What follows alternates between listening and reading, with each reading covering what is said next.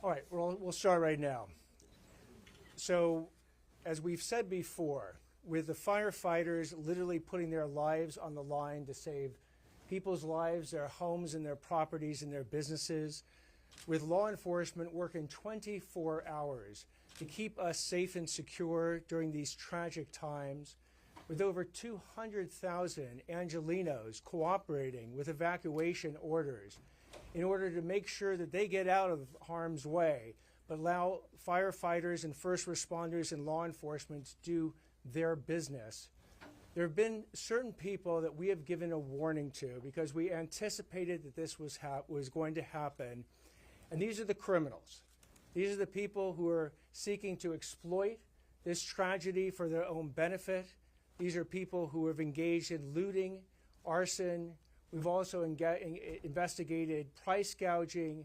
We'll be investigating internet scams and the like. Today we're here to announce that the promise that we made when we started this, that these criminals would be arrested, they would be prosecuted, and they will be maximally punished, is a promise we are keeping. As we announced today, the charges being filed on 10 different individuals, 9 of them for looting in both the Palisades and the Eden fires, and 1 for arson. And arson, by the way, not connected with the origination of the major fires, but an arson that occurred in Azusa. These felony charges are the result of a multi-agency collaboration that has been nothing short of incredibly impressive to be able to bring these charges this quickly.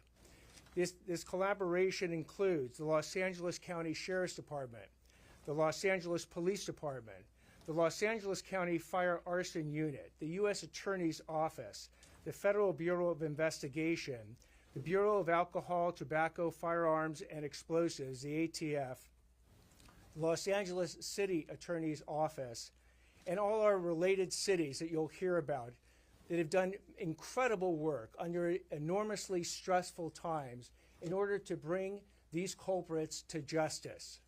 I'll go through the various charges that have been filed to date. The first set of charges are against 3 individuals, Martrell Peoples, Damari Bell, and Travin Coleman.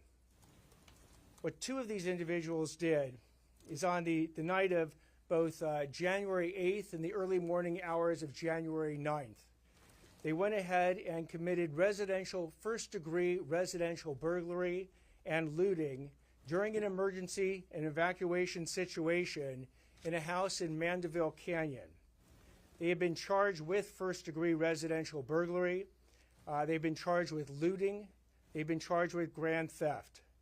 They stole over $200,000 as been alleged by the charging documents. And by the way, with respect to the charges I'm going to announce, please know this. The charges themselves are not evidence. Every one that I'm going to describe today is presumed guilty until and unless they are proven their guilt is proven by the government beyond a reasonable doubt. Presumed innocent. I'm sorry? Presumed innocent. Excuse me. Presumed innocent. Thank you for the change. Presumed innocent until and unless their guilt is proven beyond a reasonable doubt. So back with Mr. Peoples and Mr. Bell. They went ahead and committed these crimes, and when they committed these crimes, as you're going to see on this TV screen right here to my left, it was caught on a Ring camera. If you can play that as we're speaking.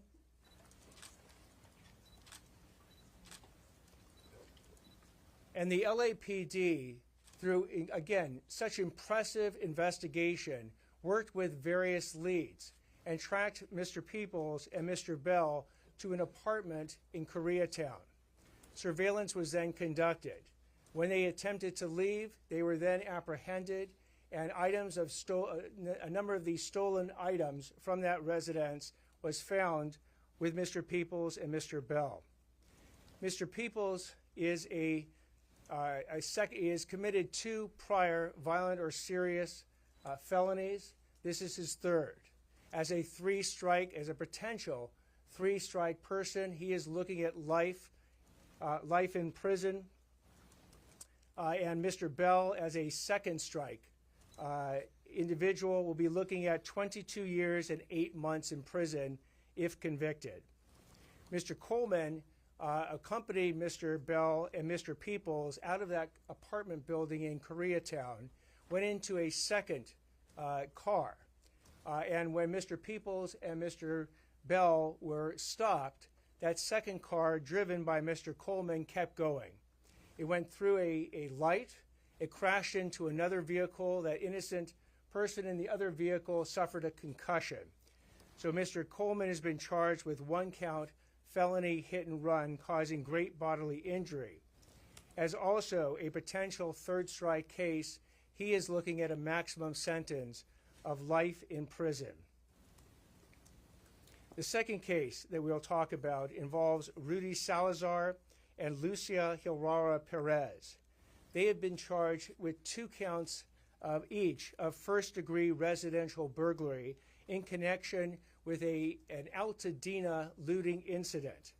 On the night of, again, January 8th, they went ahead and entered 2 different houses in the Altadena area, stealing property in each of the houses, and they were apprehended by the police. The third, and they are looking at 6 years maximum on each one of the residential burglary counts. The third set of charges is against Roy Sims, Ryan Sims, Naquan Dewey Reddix, and Pierre O'Bannon. They are each charged with 1 count of first-degree residential burglary in connection with their crimes, where they went into a house in Altadena in the early morning hours and stole a variety of different personal property from the owners of that house. If we can show some of that property and the burglary tools that were seized. No. We do not have that. Among the property that you'll see that was stolen in that particular incident was actually the Emmy Award of the resident who lived there. That was, the police worked incredibly quickly in that situation, stopped these individuals, and were able to apprehend them and recover most of the stolen property. The fourth incident is an arson incident in which Jose Gerardo Escobar has been charged. Do we have that ready? This is an incident that occurred in Azusa, where Mr. Escobar has been charged with 3 different arson charges. He is looking at 9 years in state prison. This is arson that occurred at Pioneer Park in the city of Azusa. It was investigated by the Azusa Police Department, who acted very effectively and very efficiently in apprehending Mr. Escobar. Mr. Escobar, as well, has been, not only has been charged, but he is set for arraignment today. So again, with respect to all these charges, as I said before, these charges are not evidence, and they are presumed innocent until proven guilty beyond a reasonable doubt. But this shows the effectiveness of law enforcement. So when I said, and I have been saying over the past couple days, the question is not if, but when you will be caught if you engage in these crimes. The 10 charges, or 10 different individuals that have been charged today, are evidence of that fact. And the warning shot remains. Do not go ahead and engage in looting, engage in internet scams, engage in price gouging. Do not violate evacuation orders, and do not commit any of these crimes in which people are trying to profit from the tragedy of the people who have suffered from these various fires. What I'd like to now do is introduce both Los Angeles Police Department Assistant Chief Blake Chow and Los Angeles Police Department Deputy Chief Alan Hamilton to provide further words. Hi, good afternoon. My name is Blake Chow, B-L-A-K-E-C-H-O-W.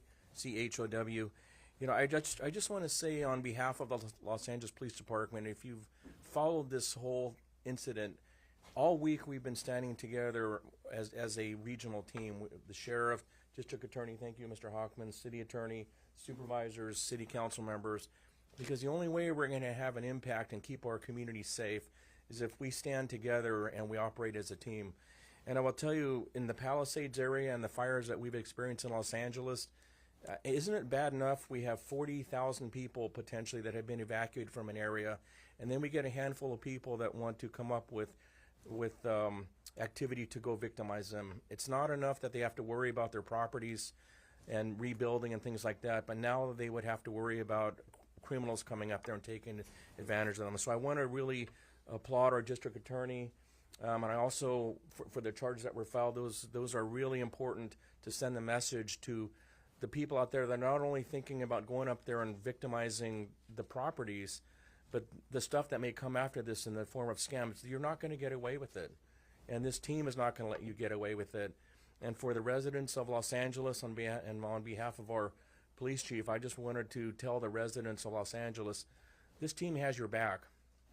We have patrols up in the hills right now while the evacuation orders are in place to make sure that your properties are safe. And as you can see with the investigation, when we get evidence of a crime, we leave no stone unturned, and we find people, and we will bring them to justice and hand them over to the district attorney. So again, on behalf of the city of Los Angeles, thank you for this team. This is really the one way that we're going to ensure that this region is safe, and the people that live in our region are going to be able to come back to some sort of semblance of their normal lives. Thank you. Good afternoon, everyone. Alan Hamilton, Chief of Detectives, Los Angeles Police Department. I want to first acknowledge the dangerous and difficult work that's been done by our brothers and sisters in the fire service, especially our Los Angeles Fire Department employees, and our Los Angeles Police Department officers and employees, both sworn and civilian, who stood shoulder to shoulder with our firefighters from all over the United States and the world, really, to help fight this fire and bring justice to these individuals who are being victimized again. A couple of things on the investigative side. So for the individuals that were involved in the burglary up in the canyon, our investigation started immediately upon report, and we were quickly developing investigative leads on that case. I want to acknowledge the hard work of our Metropolitan Division Crime Impact Team, who dropped another case that they were working on and immediately went up on this case, utilizing multiple investigative techniques to identify these individuals, surveil them, make sure that a crime had actually occurred, verify that items were taken, and then effectively conducted surveillance and took them into custody in a safe manner, and identified them as the individuals that were involved. Moving forward, there will be additional investigative information that will be developed as this case progresses, and we'll be able to release more information to the public. But at this time, we're going to be limited in terms of what we can release. In addition, I think most people are aware there was an incident where various individuals were attempting to identify themselves as firefighters. We continue to make progress on that case, and I anticipate that is going to result in a successful filing as well. We've been able to develop information through our investigation that shows that there were conspiratorial acts that were involved in their activity, and I anticipate in the very near future we'll be filing additional charges against those individuals, as well as the misdemeanor charges of impersonating a public official. So I'm gonna close my remarks with this. We are aware that there are other crimes that have occurred, and my message to the public is this. Number one, we are aware of some of the individuals that are involved. The Los Angeles Police Department is going to continue those investigations and take them wherever they lead to. And I anticipate that we will be announcing additional arrests in the very near future for individuals that have been involved in activity within these closed areas. And there will be more to follow on that. The other thing I want to do is assure the community that at times you will see us out there in uniform and in black and white patrolling the area along with our National Guard partners. There are other times that you will not see us. We will be working undercover. We will be on social media. We will be conducting other investigations to bring every single one of these individuals that are involved in this criminal activity in the city of Los Angeles to justice. Thank you. Thank you very much. I'd like to now introduce Los Angeles County Sheriff Robert Luna. Good afternoon, and thank you all for coming What you see up here, and you're hearing pieces of it, is probably somebody who is out here looking to burglarize, loot, or commit other crimes here in the county of Los Angeles or the city of Los Angeles' worst nightmare. And I say that because standing around me, and you'll hear from a lot of people from the get-go, when I was communicating with Chief Jim McDonald, I was getting calls from the district attorney, Nathan Hockman, who says, hey, if there's anybody committing crimes, I want to know. I want the cases as quickly as possible. Getting cases from Martina Estrada, or I'm not getting cases, Martina Estrada saying, hey, give me the cases. Everybody around me is hungry, whether it's the FBI, the ATF, all of our law enforcement partners. And why is that? Because we've seen hour and hour of people in our community suffering, losing their homes, losing their property. And just like everybody else, people are saying, hey, this is the reason I don't want to evacuate. I don't want to be victimized again. This is a strong message from all of us that we are here. And when we catch people, we mean business. We're going to arrest in the field. We're going to investigate. And then we're going to turn it over to our partners. And depending if it's a state case and or a federal case, we got it covered here. So whether we are talking about burglary, looting, we're talking about scams, we're talking about the misuse of drones, whatever it is, we're going to get you. Do not make this worse than it already is. We're in the middle of this. We have a lot of work to do. You've heard me over and over announce arrests that we are making. When we're making arrests, the 34 that I had as of this morning, not all of them are looting and burglary. But please note, and this is a strong message to everybody, because we still have an active curfew that is in effect, 6 p.m. to 6 a.m. If you do not have any legitimate business in these areas, stay out, because our deputies are stopping people in a constitutional manner, I may add, and they are asking people questions. On many occasions, we are involved in these conversations. We're coming up with narcotics. We're coming up with individuals who are carrying guns. And guess what? None of them live in this area. So what are they doing there? You got to think, hey, why would I, if I have narcotics and a gun on me, go to an area that has a curfew in it? Well, that's what we're dealing with. We're going to deal with that. We're going to continue to work. And I appreciate the work that all of these folks are doing to make sure that the people in our community do not get re-victimized. Stay out of the curfew area. Do not come here to do anything you shouldn't be doing. You're going to get caught. And as you heard from the DA, and then you'll hear from our federal partners, you're going to get hammered. Thank you. And by the way, on behalf of all of our community and the deputies that I'm talking to who are working their butts off out there away from their family on 12-hour shifts plus, thank you guys for the work that you've done and the work you're going to do, because our police officers and deputies want to know when they stop and arrest somebody that somebody's going to get prosecuted and there's going to be consequences. So thank you. I'd like to now introduce Azusa Police Department Chief Rocky Wenwick. Good afternoon, everyone. First, I'd just like to say, on behalf of the city and our department, pass along our prayers and thoughts and condolences to all those who have lost a loved one or lost property. To add to the previous speakers, for us, we're outside that fire zone, immediate fire zone area. What I'd like to commend is our community for paying attention, being observant, and seeing something and saying something.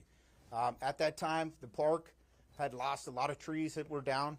The city had started its cleanup process, made big piles of lumber and bushes, and they're all piled up, which made something for somebody to come by and say, hey, look at that. It looked like it'd be a great place to light a fire or cause some damage. The park was just 100 yards from the base of the San Gabriel Mountains, so we got lucky that day. And I'd like to thank the community for keeping their eyes out and ask everybody to keep your eyes out. In times of this disaster that's going on, people might not go to those areas because, just like the sheriff said right now, there are curfews, but they also know that law enforcement from all over the county is there to assist those areas, to assist the LAPD, assist the National Guard, to assist the Sheriff's Department and these other smaller cities. So it leaves vulnerabilities elsewhere, or what they perceive as vulnerabilities.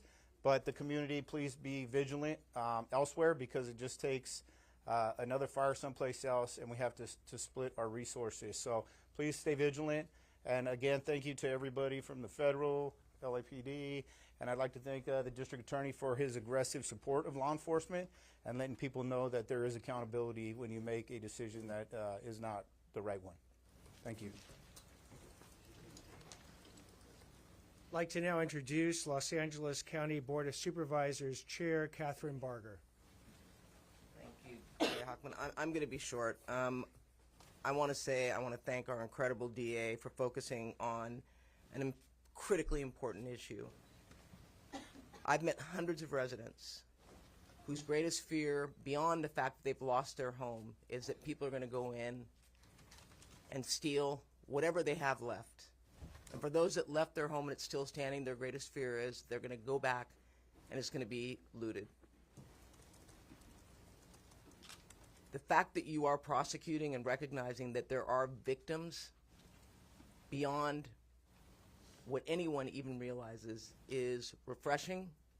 And I want to thank you, and I want to thank you on behalf of the men and women, Sheriff's Department, but law enforcement as a whole, who are out there each and every day arresting.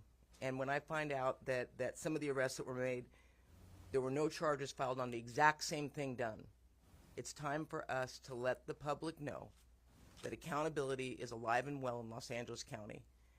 And as a supervisor whose communities are suffering right now, I want you to know we are going to work hand in hand with the district attorney, with the sheriff's department, with LAPD to make sure that not only is your property protected, but anybody that tries to take advantage of this situation will be prosecuted to the fullest extent of the law. So I just really want to thank you, Sheriff Luna, to LAPD, to Chief McDonald, to you, District Attorney Hockman. Thank you for working together to recognize that we have to protect our communities. Thank you. I'd like to now introduce Supervisor Hilda Solis. Thank you so much for having me, District Attorney Hockman, and also for inviting all of us here today, and especially want to thank our Azusa PD Chief Rocky Wenrick and his staff, and also all our public safety officers as well as our elected officials. I'm proud to represent the 1st District, but on this day it saddens me to hear that we had 2 individuals, one that you just heard about in Azusa, which is in the 1st District, that was caught in conducting an arson. The second was also reported to me from the city of Irwindale. So what I want to say is that we don't have to necessarily be inside the sphere of where the fire is, but there are criminal activities that are going on throughout the county. And we have to be vigilant. And just as our PD chief from Azusa said, if you see something, por favor, say something and let us know what is happening. I want to say that even though there is a dark side to this, we have to say that there are also some good things that are happening. There are people who are being very resilient. Just yesterday I had the opportunity to visit over in Pasadena and in Altadena in the 5th District, and to go by and to see along Lake Avenue and Los Robles all these organic pop-ups of people wanting to share their love for healing and safety was an outpouring that I've never seen demonstrated in that manner in LA County. And I see it happening repeatedly over and over again. So let's not let these incidents that I know of in my district, but the others that are happening, that we have to do something and let people know that this is not what we are about here in Los Angeles and the city of Los Angeles. I also want to thank our sheriffs, but I especially want to thank the National Guard, because I do think that the Biden and Harris administration took note that we need additional boots on the ground. And boots on the ground make a difference. They may not be arresting anyone, but their presence certainly sends a message. And I'm happy that they are now housed over in Azusa, the National Guard Armory, and that we can also utilize their services to assist us and bring calm to the public that right now is so very nervous and also very upset. Brevemente en español solamente quiero decir que en este reporte hoy día dos cosas que pasaron eran en el distrito número 1, en Irwindale y Azusa. Y gracias a las personas que nos están defendiendo, la policía, los sheriffs, que están haciendo lo más posible para proteger a toda la comunidad. Quiero decir que les doy las gracias y que por favor nosotros ponen atención a todos los directivos que ellos ponen para proteger a nosotros. Thank you very much. Thank you. I'd like to now introduce Supervisor Lindsay Horvath. Good afternoon. Thank you to District Attorney Hockman, Sheriff Luna, and our law enforcement partners.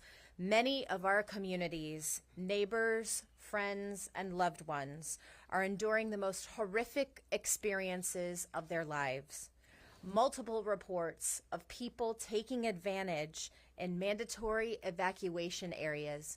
This behavior is unacceptable. In the Palisades, someone allegedly impersonating a firefighter, wearing a fire jacket and a helmet to attempt burglary. This behavior is despicable. We cannot tolerate it. And as we continue to help people heal through this suffering, we cannot allow people to prey on the devastation that has already happened, and we will have plenty of time to work to rebuild. No one should take advantage of residents who have been forced to flee for their safety. Taking advantage of this disaster and the suffering that our fellow Angelenos are feeling will not be tolerated. And I want to be clear, that goes not only for individuals who are preying on these locations, but also for the corporations and the businesses and the price gouging and the ways that they're taking advantage of people in this very difficult moment. And if you see this kind of behavior, you can call 800-593-8222. We want to hold businesses accountable as well.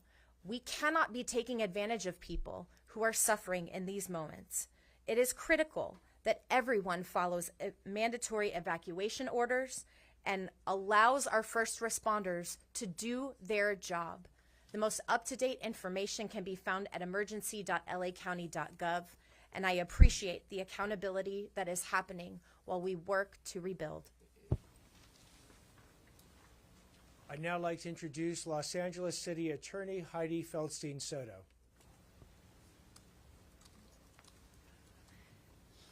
Hello, everyone. Good afternoon. I have a dual role in our city. I'm both a civil lawyer for the city, and I am the chief prosecutor for the city of Los Angeles, and I'm here in that capacity. As chief prosecutor, I'm responsible for misdemeanors committed by adults within the city limits. Let me start with everyone who's been affected by the fires that have devastated so many lives. I've spoken to many of you on the phone. I spent a lot of time on the phone with particularly the Pacific Palisades and Mandeville communities. I commit that my office, along with the district attorney, the U.S. attorney, our law enforcement partners, and our county and city elected officials, will be here working with you with all of the tools that we have. Today's press conference is about public safety and about the criminal side of what I do. I want to take 1 second to also assure you that we are laser focused in our civil side on legislation, on investigation, on disaster relief, on mortgage tax and insurance expenses, on cutting through red tape and bringing every single legislative, executive, civil, and law enforcement resource we have available to help all of you and all of us get through this disaster, recover, heal, and rebuild.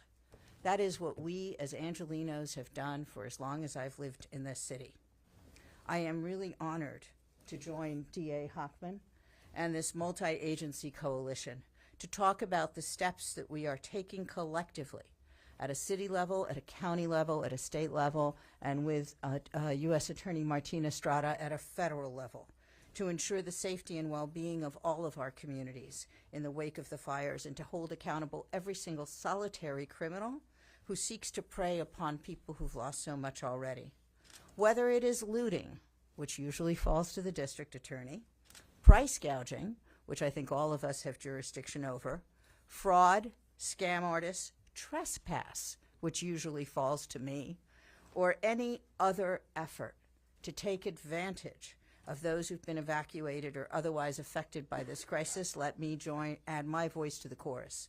My office will lean in to ensure that no individual gets away with illegal or predatory conduct. My office is prepared to hold everyone and anyone who engages in price gouging for housing, for shelter, for essential consumer goods, food, services, veterinary care, health care, accountable. Price gouging laws went into effect. For those of you who doubt it, they went into effect immediately upon the declaration of a state of emergency. No one, and I do mean no one, can increase pricing on any of these items: housing, shelter, food, water, clothing, pet care, health care, any other essential goods or services by more than 10% without violating the law. Violations are both criminal and civil. Violations of the price gouging statute are subject to criminal prosecution with up to 1 year's imprisonment and up to a $10,000 fine. Violations are also subject to civil enforcement, and my office has a public rights branch dedicated to civil enforcement. We have formed a price gouging task force within my public rights branch, and that is punishable by an injunction, by restitution, by up to $2,500 per violation. We are working with the mayor's office and city council on a dedicated intake system to address price gouging complaints in particular, and our lawyers and other legal personnel are already getting back to residents who have reported price gouging. If you are a victim of price gouging or aware that it is happening, if you see it happening because all of a sudden an apartment that was for rent for one amount doubles in price, please email my office to a dedicated email to this that is ATT, which stands for attorney, price gouging task force at lacity.org. att.pricegougingtaskforce@lacity.org, or call us at our dedicated price gouging line, 213-679-5035. As a result of this unprecedented emergency, so many of us face uncertainty about our futures, and it is the responsibility of everybody up here to ensure that those futures are bright, or as bright as they can be under the circumstances. I'm really deeply grateful to and humbled by the actions and the bravery of our city, our county, and our neighbors. To our firefighters, to our law enforcement, to our first responders and volunteers, my deepest gratitude for your heroism, strength, and unceasing commitment to saving lives and property across a vast area of our city and our county, an area much bigger than any of us thought possible. I thank our neighbors in California, in other states, and from across our northern and southern borders. I thank our federal government and our state for providing the National Guard and providing the resources, expertise, personnel, and equipment that they have.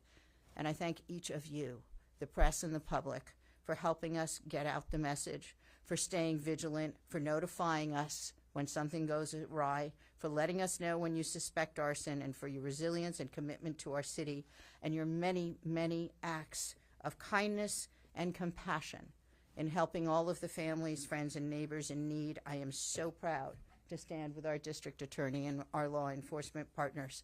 Thank you. I'd now like to introduce United States Attorney Martin Estrada.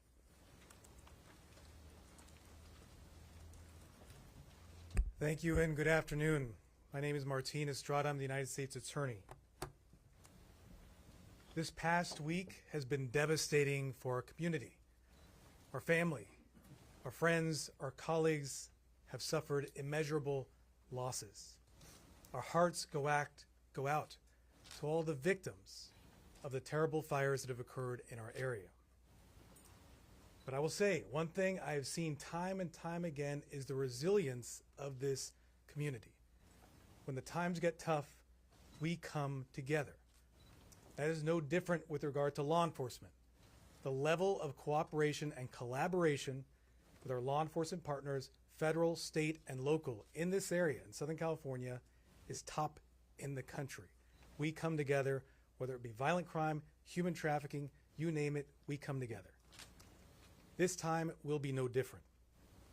We will collaborate and work together and bring the same approach to holding accountable all those who engage in crimes related to this disaster.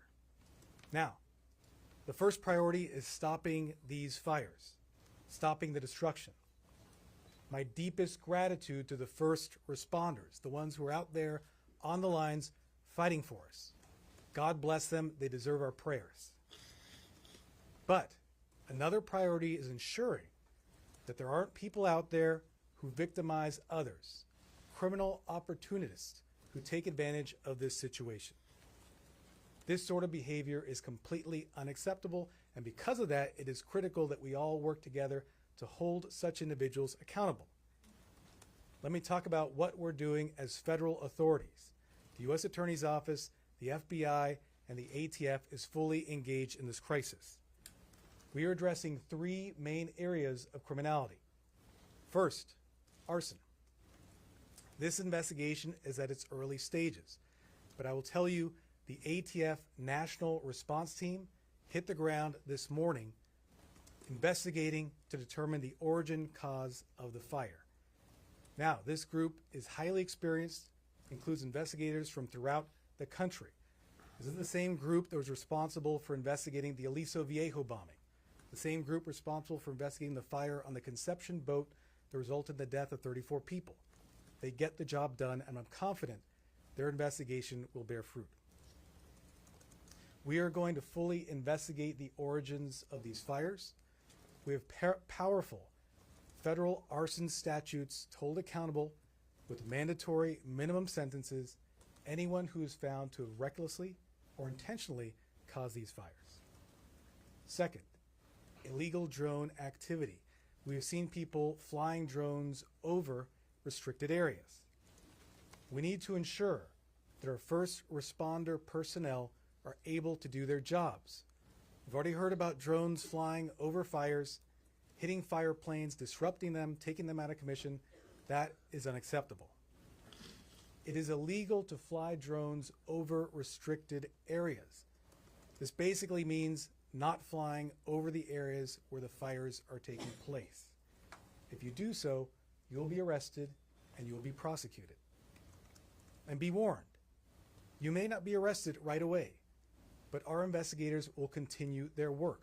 We brought these illegal drone cases time and time again, including a case a few weeks ago involving Vandenberg Air Force Base. As we speak, we have investigators issuing legal process, investigating social media posts of drone footage in the fire areas, looking through that footage to determine the perpetrators in order to hold those people accountable. If you're thinking of flying a drone over an impacted area, over a fire, the message is simple: don't do it. Third, fraud. We are not going to allow victims to be re-victimized. Certainly, as the district attorney talked about, looters will be held accountable by his office. But we will take on some of those more sophisticated fraudsters who are out there using other means to steal. This is one of the largest disasters we've ever faced. We will see huge amounts of relief money coming into this area, including federal funds. If history is any guide, including through the pandemic that we all went through, the COVID-19 pandemic, there are people who will attempt to steal that money. Let's talk about two areas of fraud we are vigilantly monitoring. First is federal recovery funds. The Small Business Administration, FEMA, and other federal agencies are beginning their efforts to support homeowners, renters, business owners with relief funds. During the COVID-19 disaster, we saw people committing identity theft to steal that money. My office can use mandatory minimum sentences against anyone committing such conduct to hold them accountable. Second is charity fraud. People around the world are looking for ways to support the victims. This is a good thing. People are generous in times of need, but it also creates an opportunity for fraud. Charity fraud is a donation scam where people are tricked into donating money to a group or a fake group that essentially provides no services for the victims. We will investigate any group that illegally diverts funds from the victims. And let me say, as I mentioned, generosity is a good thing. But fraudsters will target victims and generous individuals who want to help. They'll do so through many means, including social media posts, including calls, including texts. Keep this in mind. True charities will not pressure you into giving funds. If you come across deceptive individuals who try to push you to donate money, that raises suspicions, and do not donate. Make sure your money goes to trusted organizations, and beware of websites that may try to mimic real organizations. There's a lot of fraud out there and people trying to perpetrate it. In conclusion, regardless of the type of crime we are talking about, we will hold people accountable. There is zero tolerance for any criminal activity arising from these fires. Together, we will recover from these fires. But the ongoing work, the recovery work, including protecting the victims and protecting those people who would like to help the victims and protecting relief funds, will be ongoing. We will be vigilant. Now, before I conclude, I want to give out a number from the ATF. If there is anyone out there who has any tips on the origins of the fires, any of the fires, please text 63975 with your tip. That is, again, the number 63975. That will go to the ATF National Response Team. Thank you very much. I will now introduce to the podium Special Agent in charge of the FBI, Akil Davis.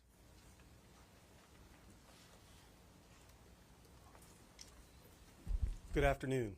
My name is Akil Davis. I'm the Assistant Director in charge of the FBI's Los Angeles Field Office. I want to state my condolences for those who have lost loved ones, property, and are currently suffering. We at the FBI also have employees that have lost everything that they own. It's a traumatic event for all of us, all Los Angelinos everywhere. I'd like to highlight just 2 lines of effort that your local FBI office is involved in. U.S. Attorney Estrada highlighted our drone efforts. FBI Los Angeles has created the nation's first counter-UAS task force. This task force has been deployed to the Rose Bowl, it's deployed to the Golden Globes, and it is deployed to all of these fires. We're out there every single day looking for drone pilots, looking for operators that are disrupting our most critical effort to contain these fires, and that is the airdrops.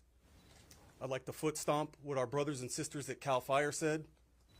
If you fly, we can't.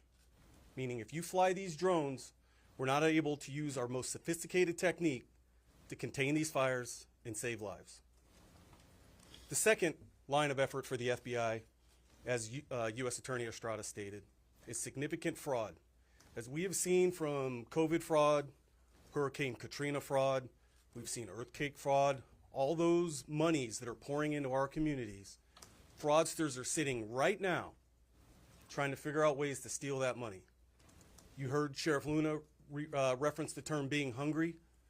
Our investigators, our task force officers, our deputies, our police officers, our investigators, we're hungry too.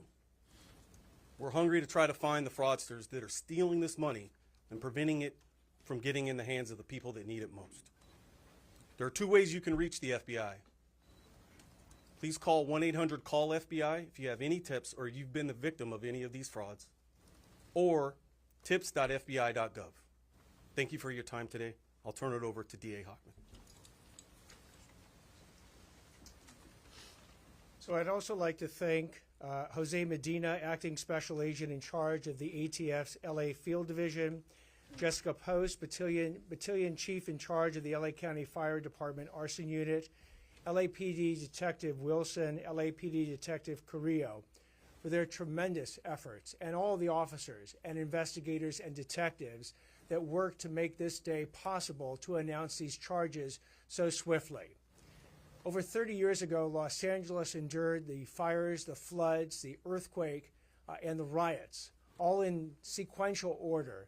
And LA showed back then its grit, its resilience, to not only come back, but to build better. We're going to see that occur again. when we get these fires stabilized, we're going to show Los Angeles to the world that we have the grit and resilience to again build ourselves better than we were. And to the extent that these criminals want to get in our way, please let today be one example of the united front that they are going to face. Between the District Attorney's Office, the City Attorney's Office, and the U.S. Attorney's Office, we have well over 1,000 prosecutors ready to do justice on behalf of the residents of Los Angeles County. And working with us, we literally have thousands of officers, detectives, and investigators that will bring these criminals to justice. So thank you all very much for being here. We'll take questions now. Jay Hockman, Yes, in the back. friend PR Martin Costi, do you have a number of reports of burglaries in these zones, the evacuation zones? I mean, not ones where you charge people, but actually, you know, what's CompStat saying? These are ongoing investigations. Everyone that has not been charged is an ongoing investigation. So it's too preliminary to comment about those investigations today. Do we have a total number, though, of arrests for looting? Actually, Sheriff Luna would like to add. Yeah, very good question. And before even coming here, I'm trying to inquire about how many burglaries there are, at least in LA County Sheriff's territory. It has been extremely difficult to do that. Let me try and paint a quick picture for you. We have many areas where residents have not been allowed to go back in since they left in a really quick hurry to save their lives. As we start repopulating some of these areas, we are going to get reports. I hope it's not too many, but I think we are going to get reports of burglaries and other crimes. So just a quick second to tell our community, as you do repopulate, and if you believe you were the victim of a burglary or any other crime, immediately report that to your local police station, sheriff station, whatever that may be, because unfortunately, I think we're going to get those. But that's why we don't have all that information now. You talk about CompStat, it'll all start coming in as soon as we start going back in there. So, Scott Snowden, Santa Monica Daily Press. We talked about some people who were impersonating firemen, and it's been confirmed that they were in fact wearing the uniform and helmet. How did they get those? Were those stolen? I can address that. So that's part of the investigation that feeds into some of the information. So we're not going to disclose those parts of the investigation at this time. As the prosecution moves forward, at whatever level it moves forward to, we will be releasing additional information, especially after we confirm which charges are going to be filed. At this time, we can't really discuss it. Chief Hamilton, quick follow to that. That was the people impersonating. That was at the Palisades fire scene? That's correct. Were they found, do you believe they had also been involved in looting or burglary, or were they found stolen property? We believe that they were conspiring to conduct illegal activity, including looting and residential burglary in the area. You know, just let me follow that up, because I would just want to tag on to something that Sheriff Luna said, that, you know, this has been a very, very chaotic scene for everybody right now, and we have a lot of areas right now residents have not been able to go back. I know that LAPD has reported 14 arrests for fire-related things, many of which you have seen here. But I think, for example, what the individuals that are arrested with the fire uniforms, we're pleading with the public, if they have any information that they may have seen these individuals in other parts of the Palisades, we need that information, because as the Chief Hamilton had said, this investigation is not closed, it's still going, and as residents begin to repopulate and we get more information, ring videos and things like that, those are the things that we're going to need to really get a picture as to how many crimes may have occurred in that area. Chief Cheryl? Yes, right here. Natasha Chen, CNN. I know that the investigations into the origins of the fires for Palisades and Eaton are still ongoing. As far as that task force activity is concerned, though, is there any indication that there's investigation into possible human involvement in the Palisades fire, whether that be accidental or intentional, and for the Eaton fire, a potential electrical transmission tower? So we're not going to address at this point that part of the investigation. That'll be conducted by the Bureau of Alcohol, Tobacco, Firearms, and Explosives. More information will be forthcoming from that investigation in the future. Will ATF have a news conference? anyone? So we are speaking on behalf of ATF. We are coordinating with ATF on the investigation and any potential prosecution. We are at the initial stages at this time, so we ask for patience as we go through this investigation. Everything is on the table in terms of the investigation and potential statutes that are in play. I gave you the number. I'll repeat it. If anyone has any tips, I encourage them to text the following number, 63975. But given that the investigation is at its early stages, we cannot provide further information. How many of the cases qualify for federal charges, and what will be the maximum sentence if somebody is accused of arson? Anyone who intentionally or recklessly causes a fire can be prosecuted federally for arson, carries a 5-year mandatory minimum sentence, and from there, depending on the facts, the sentence can be much longer, including decades in prison. Mr. Estrada, can you just, clarify, is this arson investigation just normal matter of course given the devastation, or are you acting off information that there may have been an intentional fire set, Palisades eaten otherwise? I can't get into details of the investigation. I will say this is by no means the normal course. We're dealing with the largest disasters in our area ever. It's for that reason we asked the ATF National Response Team to get involved. Highly experienced group has done this throughout the country, including in our area before, with success. Thank you. How many cases are on your hands? The investigation is its early stages. Don't you have any number of investigations? We are investigating all the fires for potential arson. We are looking at all the fires. We're focused on the Palisades fire and the Eaton fire this time. Sheriff Luna, given the level of frustration and misery for so many people who are out of their homes, there's been some reports of vigilantism. Are you concerned about this, and how do you mitigate it if indeed it is happening? Concerned, yes. I think we're always concerned. As the days wear on, people, our community, our residents who live there, they're getting angry and they're getting frustrated. We're going to try and do everything we can to enhance our communication. That's why every time we get up here, we talk about the reasons why we are not repopulating as quickly as we would like. There's still a lot of hazards out there, for example. As we're speaking now, I still have search and rescue teams that are out there trying to recover remains of individuals, correlating missing persons to addresses that used to be there. There's a lot of work there. So again, I plead with our communities, be as patient as possible. There is no conversation that we're having as a county family with our city partners that doesn't include evacuation orders and warnings without, okay, when are we going to repopulate? Because we're hearing our community loud and clear. All of us, I know our supervisors are going out personally and listening to our community and their frustrations. We know it. We're staying on top of it. None of us have been off one day. All of us are working 16, 18-hour days, and we're doing this because we want to get back to normal as quickly as possible. But I do remind everybody, I mean, I just read the weather report before coming in here. We're gonna experience some significant winds. I'm very concerned about the dangers that we still face, concerns that our community still faces. So we're still in the middle of this, but please communicate with us, and we'll continue to work on putting out as much public information as we possibly can.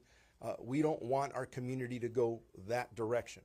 Now, if the vigilantes you're talking about are people who live somewhere else and are going to come and cause problems, this team I have around me, we're ready to deal with that. I see the show of support here today, and it's massive and impressive. But to someone who feels desperate, how can you reassure them? Somebody who lost their home, we will do everything we can to make sure that you are aware that we're here, we care, we're going to respond, we're going to investigate, and the reason we're here today united is because we are communicating. We have been communicating from the beginning. We're going to be something that the rest of this country looks at and says, how did you guys do this? That's where we're at. That's the assurance I want to give our entire community. We are here. We are here for you. The FBI. Sorry, we have time for one more question. A question for the FBI. Right here. You have pieces of that drone that hit the Super Scooper. Have you made any progress in that investigation? Do you have any persons of interest that you're looking at or speaking with? So that investigation is ongoing, and yes, you're right. We have collected pieces of that, and we're putting that together as we would through a normal course of investigation. There's lots of avenues to investigate regarding that. So that's all I'm going to say as far as that goes. And have you had any more incidents with drones and firefighting like that? So we are coming across probably 20 incursions a day. Now our numbers vary a little different than what the fire department puts out, and that's just because of the focus on which the area that the FBI is looking at. Our focus is a little bit more narrow than what the fire department's looking at. So, you know, the numbers we're putting out are probably between 20 and 30, and the fire department's is about double that. But the fire department is correct. There are that many drones in the air at any given time. And that's why we continue to stress to the public, stop flying your drones over these fires. Let us do our job. Let us save lives. Let the firefighters do what they do best, and that's put these fires out. But no Can you persons of confirm interest that at this two point? arrests Not at this point. have been made regarding the drone incident? I'm sorry, sir. Can you say that again? Can you confirm that 2 arrests have been made regarding the drone incident? I'm going to leave that up to my state and local counterparts behind me. Thank you very much. I can tell you from the Los Angeles County Sheriff's Department, we've arrested 3 individuals for 2 drone usages. All right, thank you all for coming today. If you want one-on-one interviews, you can do that at this point. I very much appreciate it, and stay safe out there.